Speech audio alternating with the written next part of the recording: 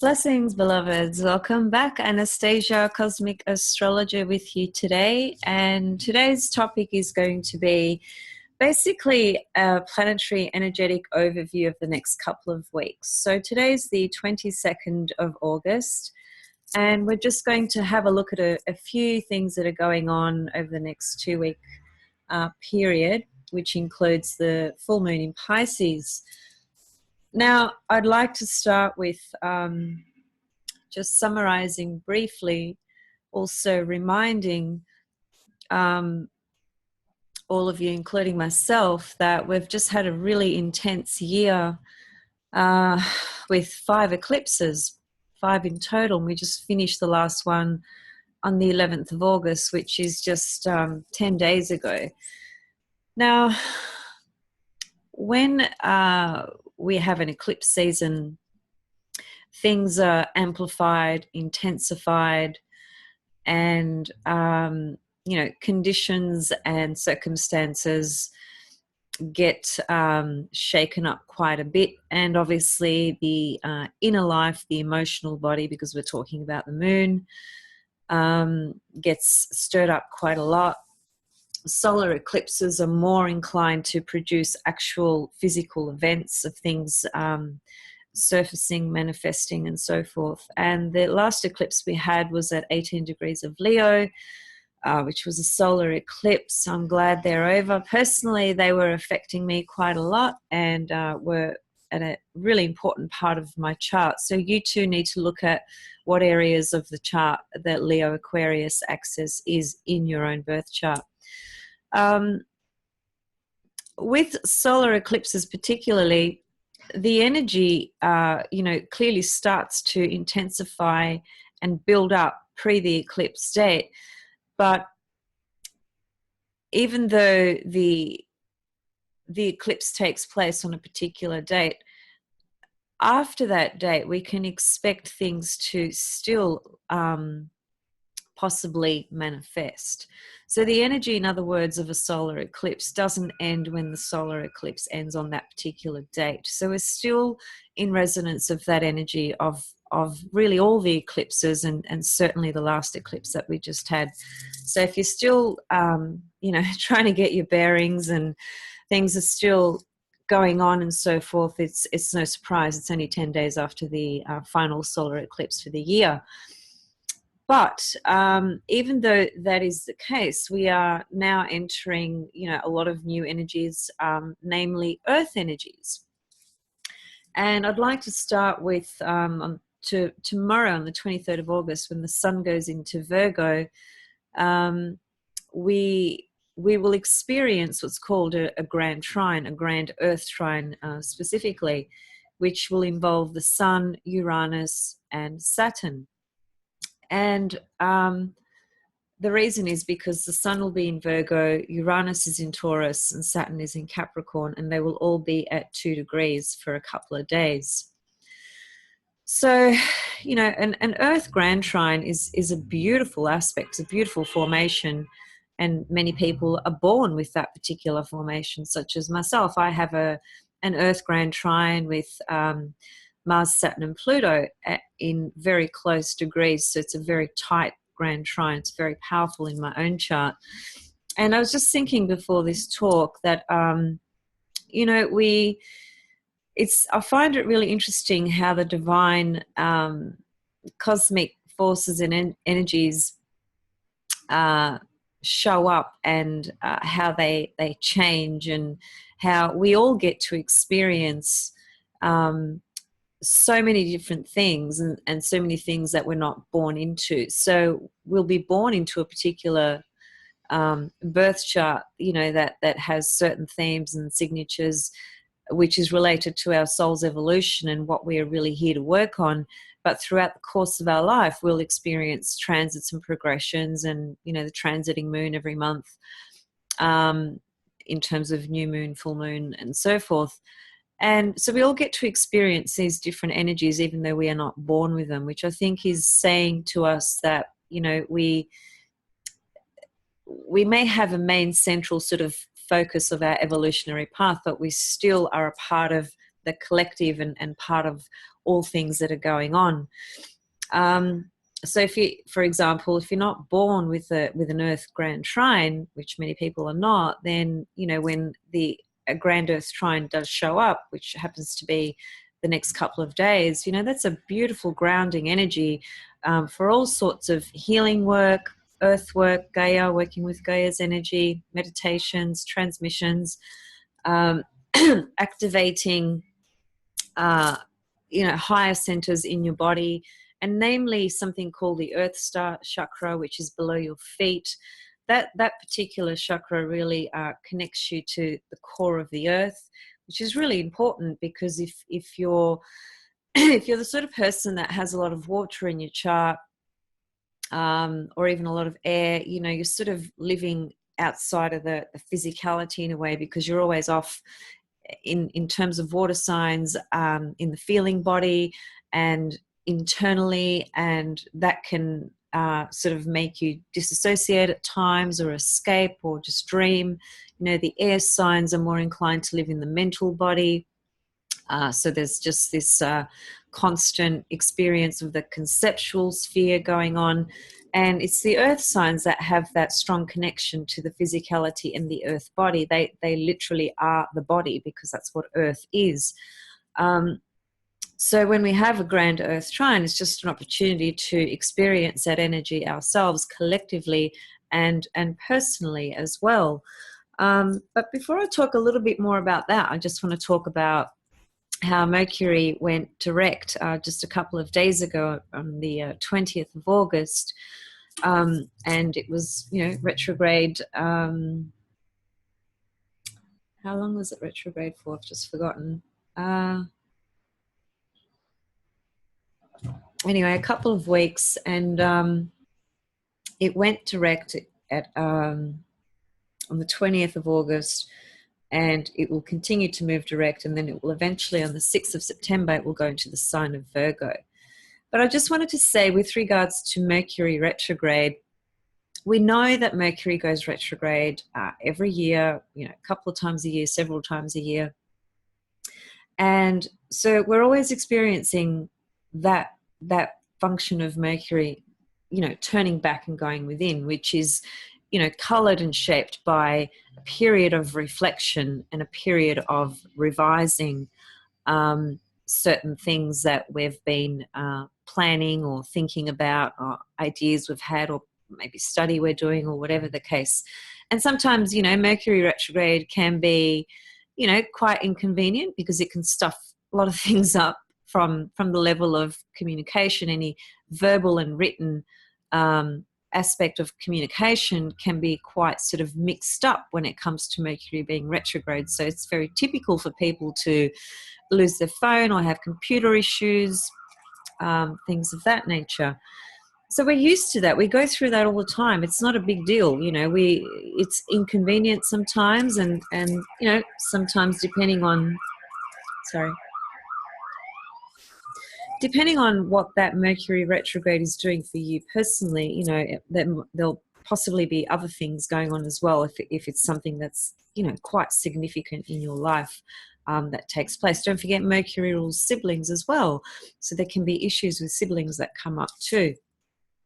But to me, Mercury retrograde is just a beautiful opportunity to explore the inner world, you know, to go into the more deeper components of ourself. And the way I find that experience to be really powerful, and the way I find I can get there, is through very deep meditation practices. Now, there's so many different styles of meditation and practices, you know, from Buddhist teachings, Indian teachings, you know, Tibetan teachings, and so on and so forth.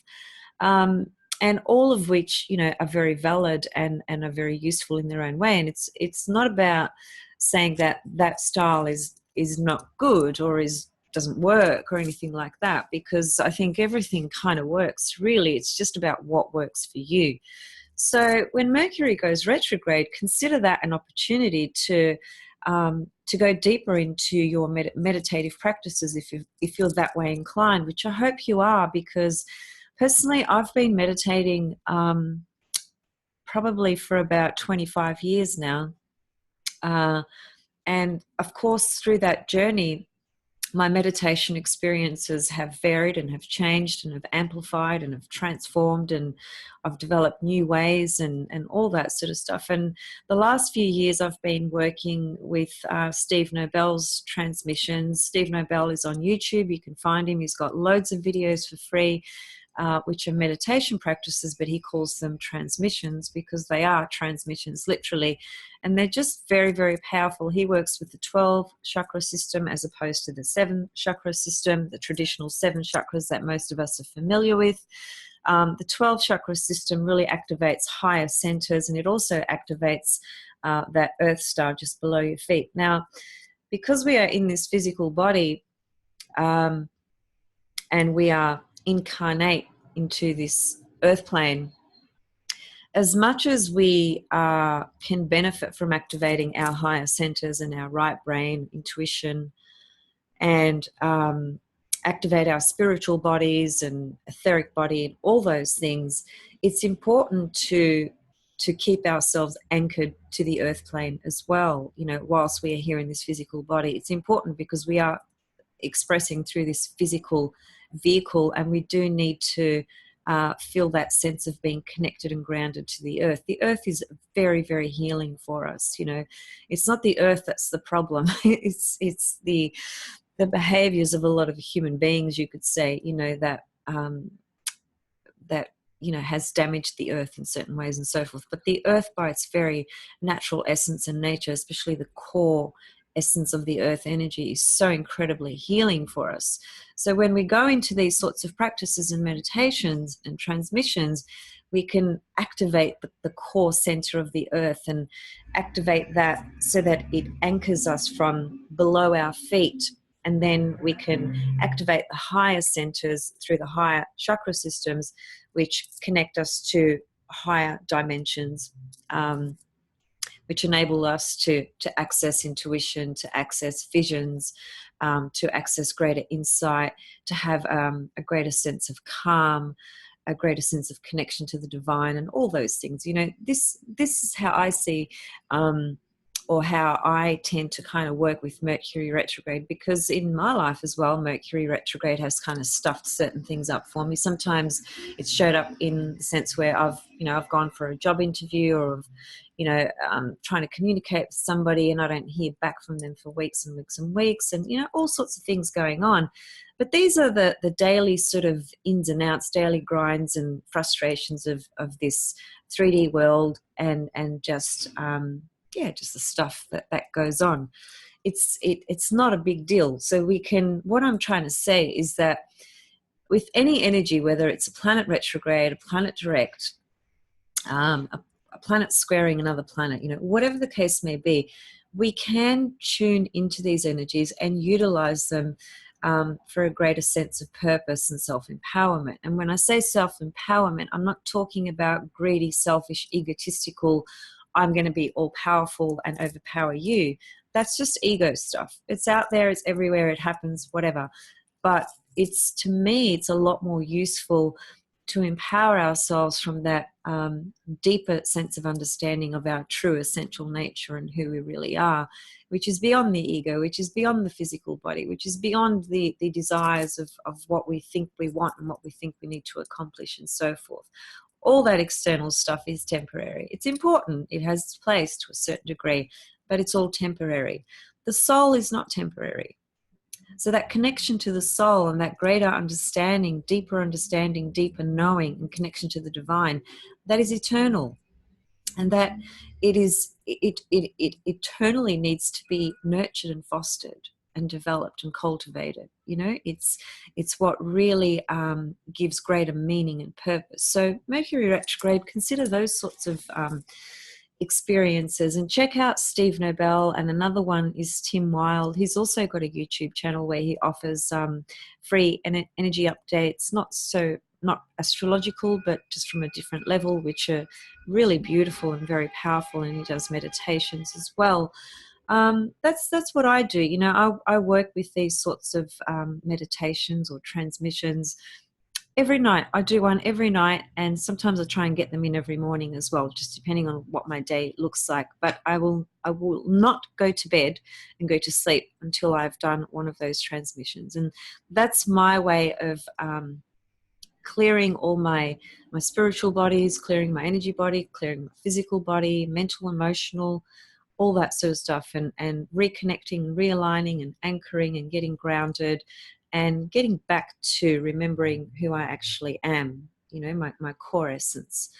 And the last couple of years, you know, I've intensified these practices because I've needed to. You know, I went through an incredible loss in my life that changed my life forever. It happened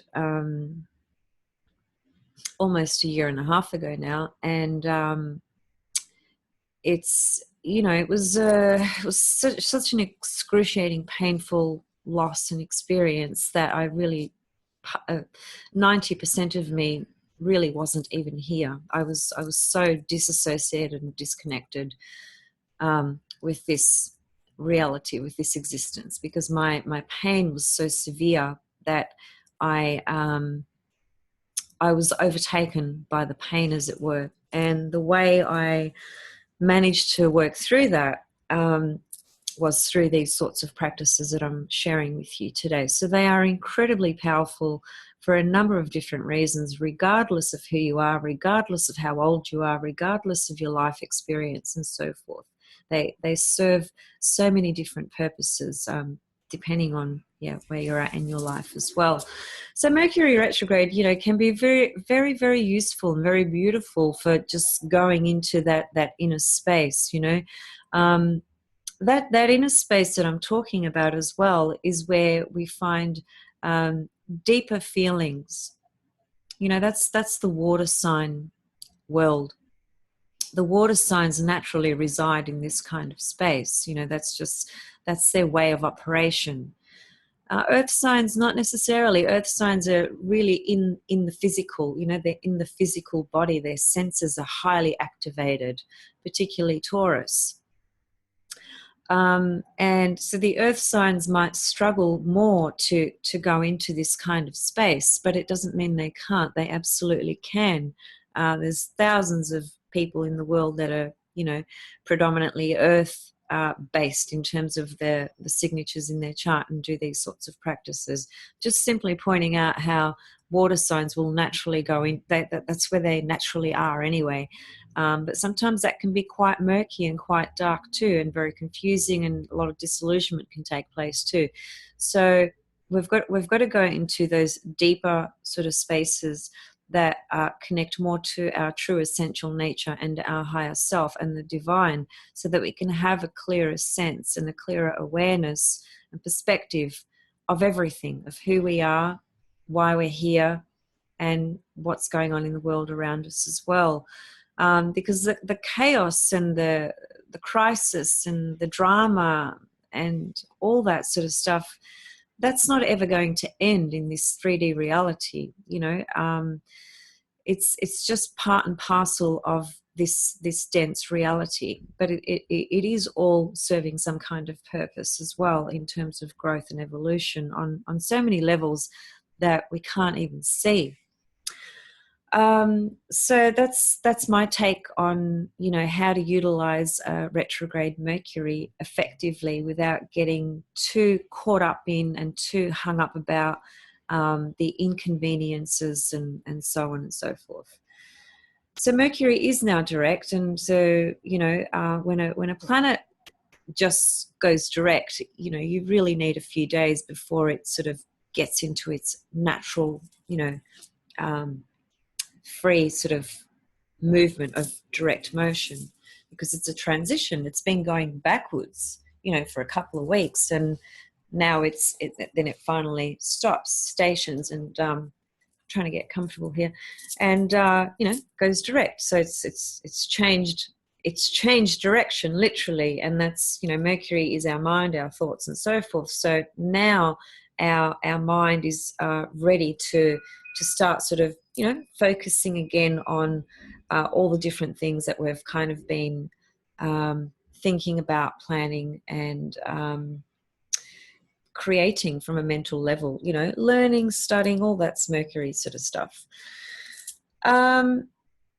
The other thing that I want to talk about before I talk about the full moon is that beautiful grand Earth trine, which is really only effective for a couple of days. And that's, you know, from the 23rd of August till the 24th, thereabouts. A couple of days, really. So, you know, it's a very interesting grand trine because Earth grand trine, because it's connected to Saturn and Uranus. And as I've said before, Saturn and Uranus are the complete antithesis. You know, they are two energies that are just, they couldn't be more different to each other. But the interesting thing is that, well, Saturn is Earth. Saturn rules Earth, reality, this reality. And every single structure that you can possibly imagine is a Saturn formation. Uranus is everything else but that. You know, it's the energy that comes in and says, okay, I see the world that you've created, I see the reality you've created. Now let me take you and introduce you to something beyond what you think actually exists, you know, beyond these boundaries of your perception and understanding. So Uranus has that ability to take you out into, you know, into higher dimensions because it activates your right brain, your intuition.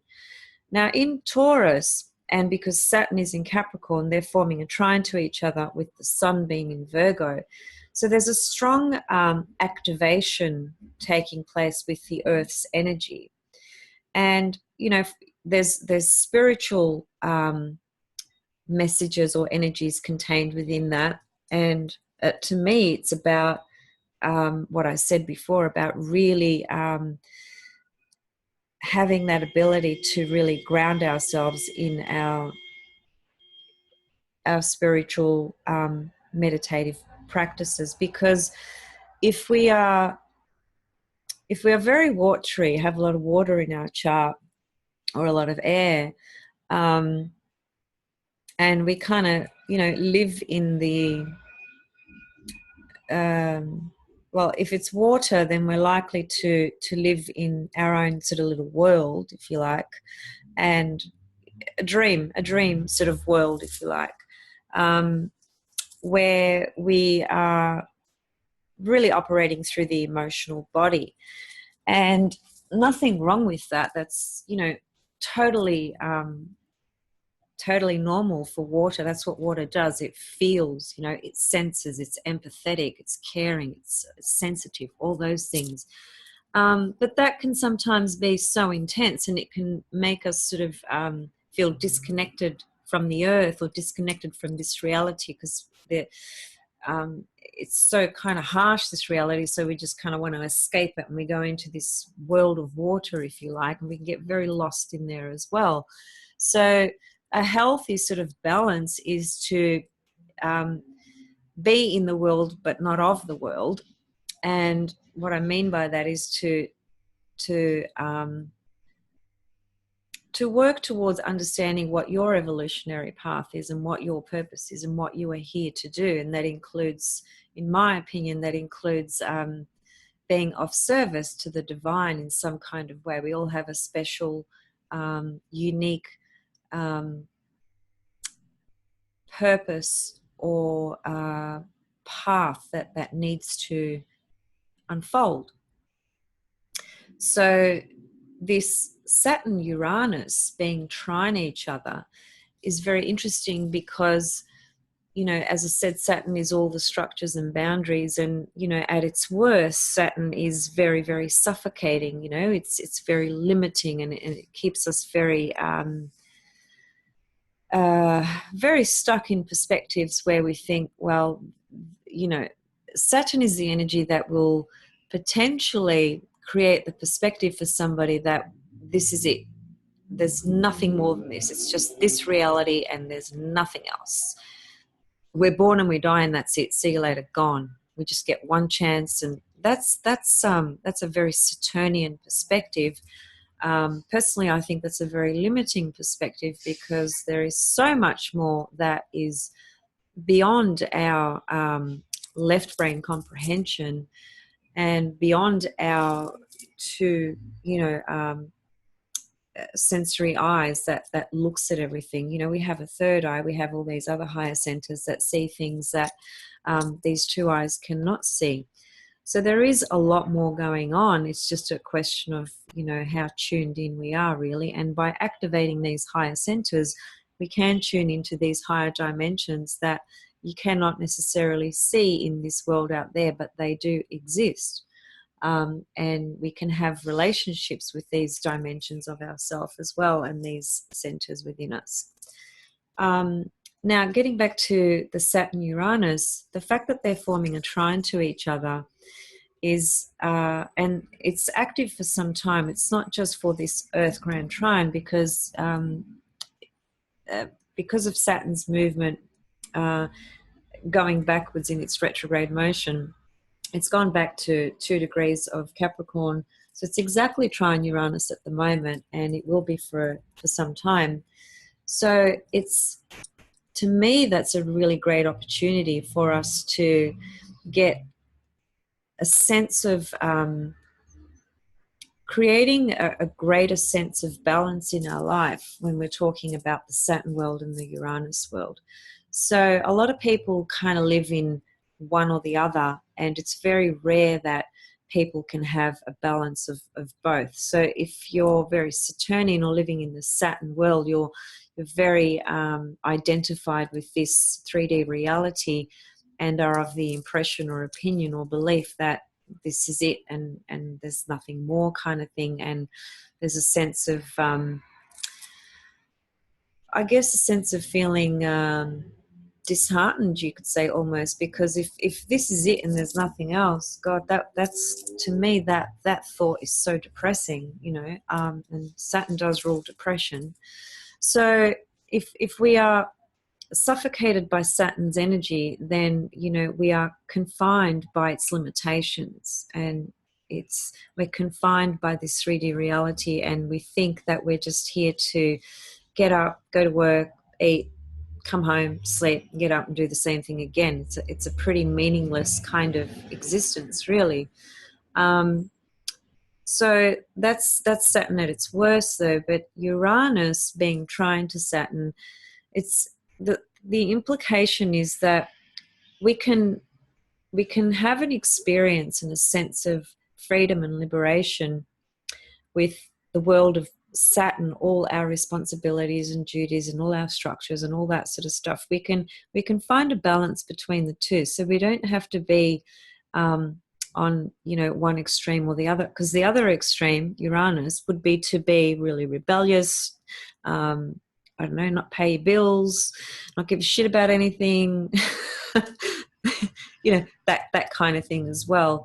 And of course, on a more conscious, higher level, it's more working with innovative projects and being extremely intuitive and eccentric, and coming up with amazing sort of insights, and putting them out there in the world and waking people up and all that sort of stuff. So there's different facets of Uranus, of course. So Saturn trine Uranus, very simply put, is a really beautiful, harmonious energy that enables us to really stabilize and connect with the Uranian and Saturnian energy in a way that's so balanced, where we feel there's a sense of balance in our own life with our Saturn life and our Uranus life, because they're very different worlds. But with the trine, we can bring them together. There's a sense of integrating this energy very harmoniously, and it's going to flow. It's that kind of energy. It's flowing. So Saturn and Uranus are not fighting in this case. They're actually working together, as it were, for us while they are in these earth signs, while Saturn is in Capricorn and while Uranus is in Taurus. So that's my take on this Saturn, trine Uranus. and in the Earth grand trine for a couple of days with the Sun. That's just going to be a beautiful stabilizing force. And, you know, on a more practical daily sort of level, it's a really good energy to help us get organized, get virganized, as I like to say. Virganized, I think that's a great word. So for those of you that like lists, which is Virgo rules lists.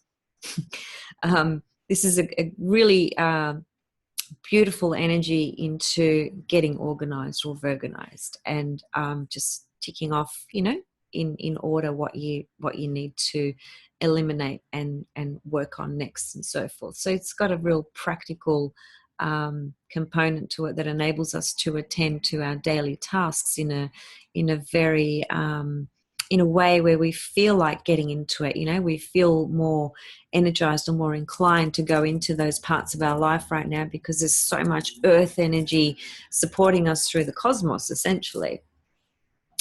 Then we're going to have Mars going direct around about the 27th of August. And, you know, Mars went retrograde at about 9 degrees of Aquarius back in June sometime. So it's been retrograde, you know, for a couple of months, and it still is. We've still got about 5 days left of it. And, you know, it went back into the sign of Capricorn. So Mars didn't finish his business in Capricorn. You know, Capricorn's a really great sign for Mars. I think it's actually, in one way, I'm not going to use the word better because that's too limiting and that can sound very judgmental. But what I'm getting at is this: Mars in Aries or Mars in Scorpio, whilst that's rulership for both, those signs, especially Aries, you know, at its worst, it lacks awareness, you know, so it's a very selfish, self-centered energy. And Mars in Aries can be very, very selfish. It's very, you know, I'll blow out whoever out of my way in order for me to get where I want. That's Mars in Aries. Now, Mars in Scorpio will do that too, but it will do it with feeling and a lot more awareness and intention behind it. So Mars in Scorpio can be very, very dangerous.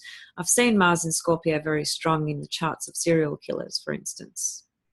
Not uncommon at all.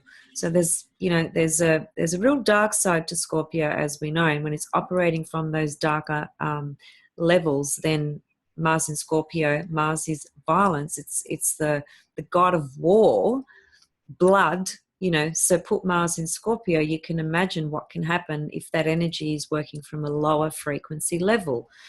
Now, Mars in Capricorn, which is its exalted position, the reason I think that can work in a way that I would perhaps use the word more considerate, because Capricorn is considerate. It is a sign that does consider others. It's the third last sign in the zodiac, so it's got a fair bit of wisdom. In fact, it's got a lot of wisdom and a lot of consciousness. And the thing about Capricorn is that Capricorn is very, very concerned about their reputation. You know, they're always striving to get respect, status, appreciation, and you know, be known and recognized for how good they are at what they've created and developed and so forth. And Capricorn, you know, will absolutely cringe at the idea of their reputation being tarnished in some kind of way. So as a result of that, Capricorn can be quite motivated to, you know, to take that responsibility quite seriously, to be considerate of others and so forth. So put Mars in Capricorn, then you've got that in the mix in terms of the way it's operating. So it takes a lot of consideration when it's in the sign of Capricorn, and it is exalted there. So Mars in Capricorn, I think, is a beautiful energy, very, very powerful. But, you know, it can have that edge of just being very caught up in, you know, its own self-importance, Capricorn, and, you know, sort of working towards and climbing up that ladder just for themselves. You know, it's about their own status and reputation and, you know, climbing that mountain. Capricorn is that goat climbing the mountain. It doesn't give up, you know, it just keeps going and going and going and going until it gets to the top, you know.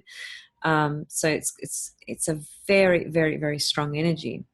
So Mars going back into Capricorn, he's gone back to reassess and reevaluate what he's sort of put into place, and what's been created, you know, with Mars being in Capricorn the last couple of years. And obviously wherever Capricorn is in your chart, that's where Mars has been doing his dance. And that's the area of life where you have probably perhaps been able to excel, or experience some success from, or develop further, or perhaps even take on more responsibilities. But, you know, within that exists the possibility of success and things like that. Now, success is measured very differently depending on who's defining success. So success is a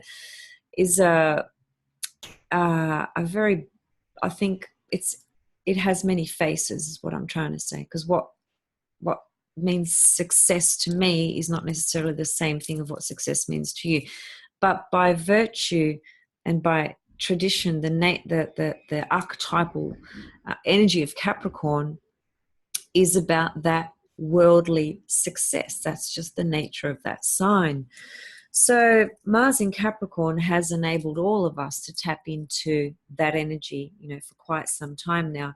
And with his retrograde motion, he's gone back to kind of have a last look, if you like, at what you've been developing and creating in your life, and what's this foundation that you're standing on. So it's a review, revisit, and there is some frustration because Mars just wants to go direct. That's the nature of Mars, is to project that energy out there and exert itself and go for it, you know, whatever that is. So Mars going retrograde is not a natural affinity for Mars. It's a sense of frustration. It's a bit like Saturn Mars energy, you know. You kind of like, you want to push to go forward, and Saturn is kind of holding you back. It's push pull kind of feeling. And I think that's what Mars in Capricorn has sort of been like for us. We've been, you know, wanting to kind of get out there and do what we want to do, but we've had to be patient. We've had to go back and revisit and reevaluate things, which is a wonderful thing, because it's an opportunity to get things right that maybe did need some adjustment and did need some reconsideration and so forth. So it's a really good thing. Anyway, in a few days' time, Mars goes direct, so the energy is going to pick up again, and there's going to be that sense of, you know, there won't be that frustration there anymore. And there'll just be that overall feeling of Mars being reactivated again and moving in the direction that it needs to be moving for you, depending on where Aquarius is in your chart, because it goes, it goes direct in the sign of Capricorn, but shortly later it will, you know, go back into Aquarius. And then we have the full moon, and I'll just probably finish up on that. Full moon taking place on the 26th of August, which is just in a few days' time. That full moon is at 3 degrees of Pisces, and it forms a lovely sextile to Uranus and Saturn. So here we have Saturn and Uranus emphasized again. Just in this next week, we have the Earth grand trine with Uranus and Saturn and the Sun. And then we have the full moon just a couple of days later, forming a sextile to Uranus and the Sun and Saturn.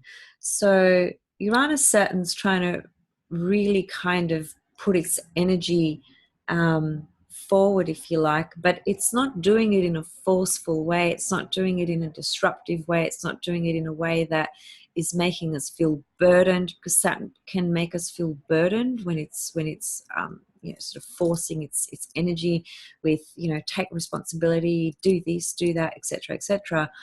And it's not going to be disruptive, because Uranus is a very disruptive energy by its very nature, because a sextile aspect is like a trine. It's a very soft, easy energy and aspect. So the full moon being sextiled by Uranus and Saturn just means that we've got another opportunity again to work with this beautiful Uranus in Taurus, Saturn in Capricorn, affecting the full moon, but in a very gentle way, in a very harmonious way.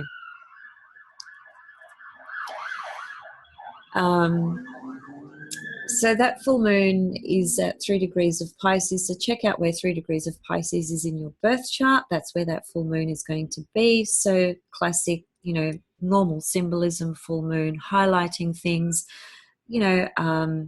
a sensitized sort of period. The full moon always seems to have an effect on people's emotions, particularly water signs. Now, this is in a water sign as well. I love Pisces full moons. I love the moon in Pisces period. It's just such a beautiful energy to me. I absolutely love it. The full moon in Pisces is a beautiful energy to meditate, to dance, to sing, to get drunk, if that's what you're into, to just kind of get into, connect to another reality, as it were. So it really stimulates the imagination and I feel it really stimulates creativity and art as well, but from a more sort of transcendent kind of level.